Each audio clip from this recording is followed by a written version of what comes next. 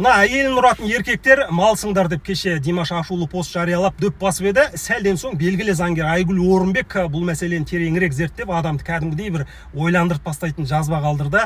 Мұқият тыңдаңыз, былай дейді.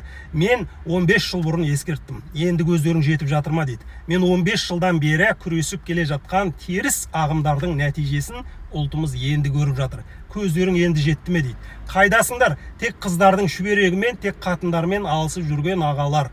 Кекіріп отырып, делебелерін қозып, уағыз айтып, тек қыздарды ғана жазалайтын әңгіме айтатын едіңдер ғой.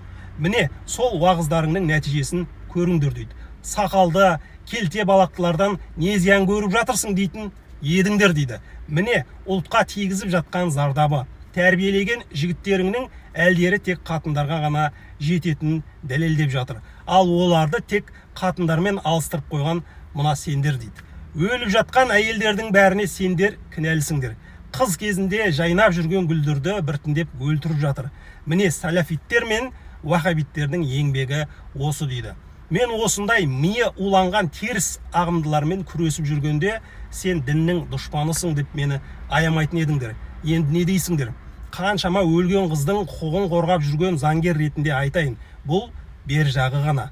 Бұл өмірде әйелді нәпсілеріңді қандыратын жай ғана жануарға теңеп, әйелді адам емес зат ретінде көрсететін едіңдер. Тозақта әйелдер көп, жұмақта бізді қор қыздар күтіп алады деп бөсетіндерге әйел адам жай ғана мал сияқты. Ұнамады ма қорлайды, ұрсады, жазалайды, тіпті бауыздап тастауға дейін барады. Бір еркектің ашуы әйелдің өмірінен бағалы болып кеткен елде өмір сүру қандай қорқынышты дейді. Ұлттық қауіпсіздік комитеті оянамыз дейді. Мен әйел адамның өмірі қорғалатын қауіпсіз елде өмір сүргім келеді. Бізде салафилер мен уахабиттер қайта күшейіп жатыр. Қазір маска киіп сахнаға қайта шыға бастады. Бүгін қазақ қыздарын аялау керек деп басқаша сайрай бастады. Бірақ мен олардың бұрынғы уағыздарын да, бұрынғы көзқарастарын да ұмытқан жоқпын.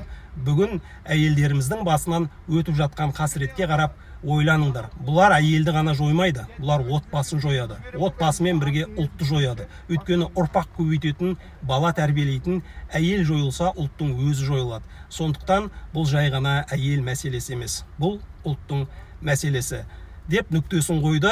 Ойыңыз қалай достар? Менің ойым өте қарапайым. Алла сақтасын, егер бізбен сіздің қызыңызды күйеуі сабайтын болса, әрине ол мал емей немене.